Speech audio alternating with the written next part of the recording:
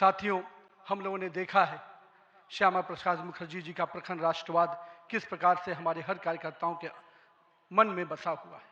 पंडित दीनदयाल जी के उपाध्याय के अंत्योदय और माननीय स्वर्गीय अपने सदैव भारत रत्न अटल बिहारी वाजपेयी जी का सुशासन की राजनीति, आज माननीय प्रधानमंत्री जी उसको आत्मसात करते हुए विकसित भारत की परिकल्पना हम सबके सामने रखी है और आज 140 करोड़ भारतवासी अपने आप को इस विकसित भारत के सपने के साथ जोड़कर देश को आगे बढ़ाने में लगा है।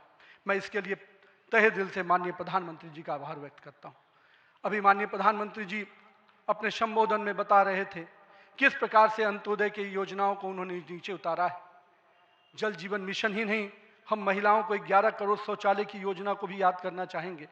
किस प्रकार से महिलाओं का सम्मान बढ़ा, 13 करोड़ 4 करोड़ लोगों को पक्के मकान मिले, 42 करोड़ लोगों को आयुष्मान भारत, 56 करोड़ लोगों के जनधन खाते खुले। मुझे आज भी याद है जब जनधन खाता खोलाने की बात हो रही थी तो कई लोग देश में, जब हम भाजपा के लोग इसको आगे बढ़ा रहे थे तो लोग हमारा मजाक उड़ा रहे थे। पर मैं आज भी मानता हूं गरीब के खाते में अगर 1 रुपया दिल्ली से चलता है तो 1 रुपया अगर गरीब के खाते में पहुंच पाता है तो ये कहीं ना कहीं उस जनधन खाते का वरदान के रूप में मैं देखता हूं। मैं आज के दिन माननीय प्रधानमंत्री जी के इस सब के साथ और सबके विकास के इस नारे को फलीभूत होता देख रहा हूं। हम लोगों ने लंबे समय से कुछ नारे को, भाजपा के कार्यकर्ता, हमारे जनसंकाल के कार्यकर्ता लगातार कुछ नारे को गढ़ते थे। रामलल्ला हम आएंगे, मंदिर वहीं बनाएंगे, जहां हुए बलिदान मुखर्जी वो कश्मीर हमारा है, एक देश में 2 विधान 2 प्रधान 2 निशान नहीं चलेगा। साथियों, आज भाजपा के कार्यकर्ताओं ने वो कालखंड देखा जब अयोध्या का भव्य राम मंदिर का मार्ग प्रशस्त हुआ। आज जम्मू कश्मीर की जनता ने 370 धारा से मुक्ति का दौर देखा। आज सांस्कृतिक व राष्ट्रवाद की विचारें और मजबूत हो रही हैं। साथियों, मुझे याद है अब वो समय जब हम लोग आज श्रीनगर के लाल चौक पर तिरंगा लहराते देखते हैं तो गर्व की अनुभूति होती है। हमने वो दौर भी देखा था जब पाकिस्तान के झंडे लहरा रहे थे और दिल्ली की सरकार बैठकर मौन बैठी थी उस समय, क्योंकि वो समय हम लोगों ने युवा मोर्चा के कालखंड में काम करने का जब मौका मिला था तो हमने देखा था उस समय जब माननीय प्रधानमंत्री जी उस कालखंड से 370 को समाप्ति किए तो कहीं ना कहीं पूरे कश्मीर की फिजा बदली है और आज कश्मीर का लाल चौक तिरंगे से लहराया नहाया नजर आता है। ये परिवर्तन हमारे देश में आया है।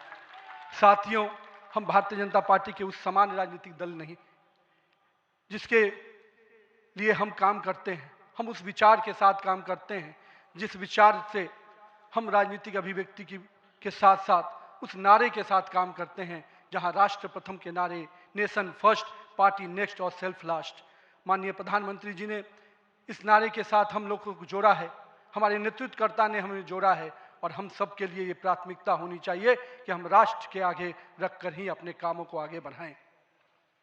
साथियों, हम अपने नेतृत्वकर्ता के संघर्ष और बलिदान से सीखने की आवश्यकता है। ये हम वैसे राजनीतिक दल के लोग हैं जहां राजनीतिक सत्ता नहीं साधना है, राजनीतिक भोग नहीं त्याग है, राजनीतिक ऐशो आराम नहीं तपस्या है, राजनीतिक कोई पदभार नहीं उत्तरदायित्व है। तो आइए हम सब कार्यकर्ता इस संकल्प के साथ अपने नेतृत्वकर्ता के इस परिश्रम और पुरुषार्थ के साथ अपने आप को जोड़ें। मेरे प्रिय कार्यकर्ता साथियों, यदि भाजपा आज विश्व की सबसे बड़ी राजनीतिक दल बनी है तो इसका मुख्य कारण हमारा प्रेरणादायी नेतृत्व है, हमारा विचारधारा है और हमारे लाखों कार्यकर्ताओं का मेहनत है।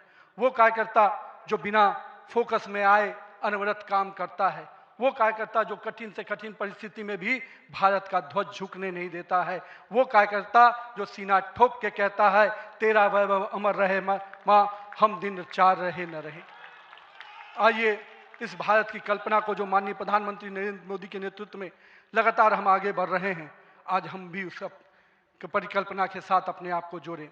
हमारे नेताओं कार्यकर्ताओं का परिश्रम ही है जो आज हम यहाँ तक पहुँचे हैं, लेकिन वर्तमान पीढ़ी को भी अपने हिस्से का त्याग, तपस्या और पुरुषार्थ करना होगा, क्योंकि विकसित भारत के अगर संकल्प को सिद्धि तक पहुँचाना है, एक ऐसा भारत जहाँ समृद्धि भी हो, सशक्त भी हो, समरस भी हो, आत्मनिर्भर भी हो, तो हमारे कालखंड के कार्यकर्ताओं को भी अपने हिस्से का पुरुषार्थ, त्याग और तपस्या करना पड़ेगा।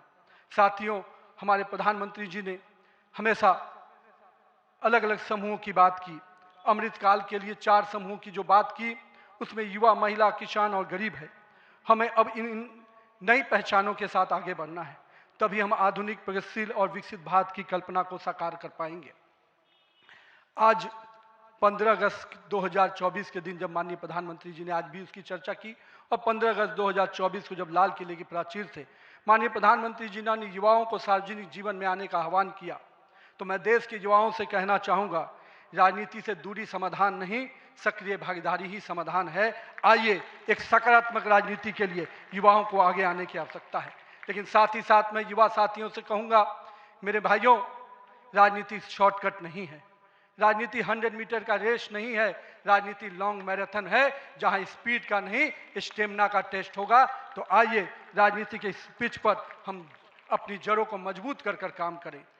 और भारतीय जनता पार्टी का वॉच टावर तो बहुत स्ट्रांग होता है मित्रों, इसलिए आप अपने बूथ में निरंतर रूप से काम करते रहिए, अपने मंडल में काम करते रहिए।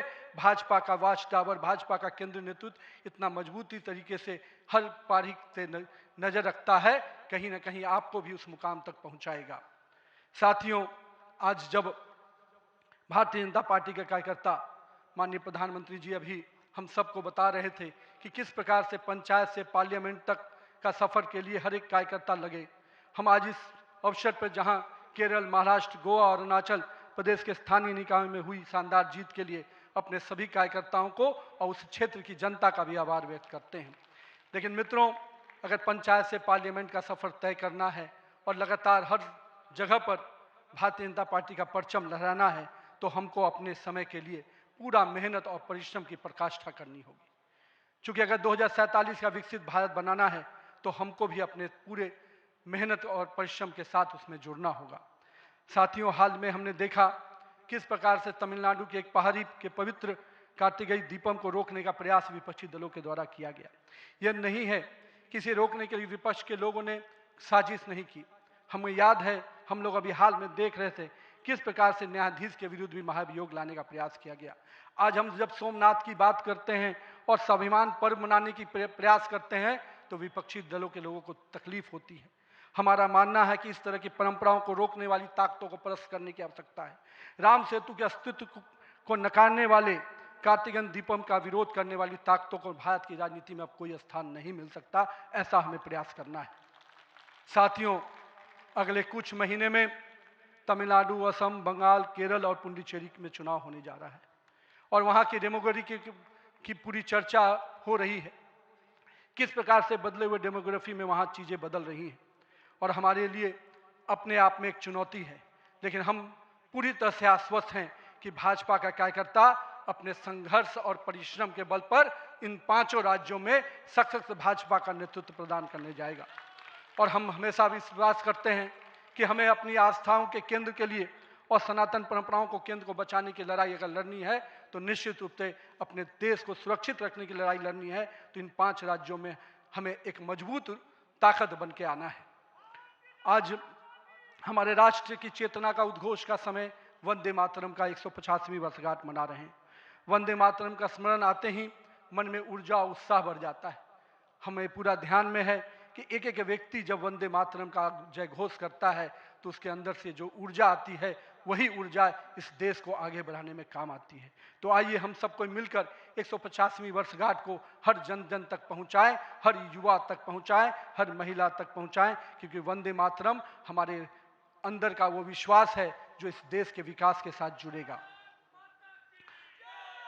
सत्ता को सेवा का माध्यम बनाते हुए माननीय प्रधानमंत्री जी ने पिछले 25 वर्षों में जिस प्रकार से सरकार के मुखिया के रूप में गुजरात में और अब देश के प्रधानमंत्री के रूप में भारत के विकास में लगातार अब काम कर रहे हैं, निश्चित रूप से आपका प्रेरणादायी नेतृत्व हम जैसे नए कार्यकर्ताओं के लिए, हम जैसे पार्टी के कार्यकर्ताओं के लिए एक मापदंड है जिसको हम लोग निश्चित रूप से आपसे सीखते हैं। और मैं तो कहूँगा कि जिस सुशासन को मॉडल को आपने पूरे देश और विश्व में स्थापित किया है, अन्य सभी राज्य सरकारों को भी उस मॉडल के साथ काम करना चाहिए, तभी हम विकास के सही मापदंड को अंतिम व्यक्ति तक पहुंचा पाएंगे। आइए हम सब मिलकर विकसित भारत के संकल्प को पूरा करने की भागीदारी सुनिश्चित करें। एक शक्तिशाली गतिमान संगठन के साथ राष्ट्र निर्माण की इस यात्रा को नई ऊंचाइयों तक लेके चले। भारत माता की जय। वंदे मातरम।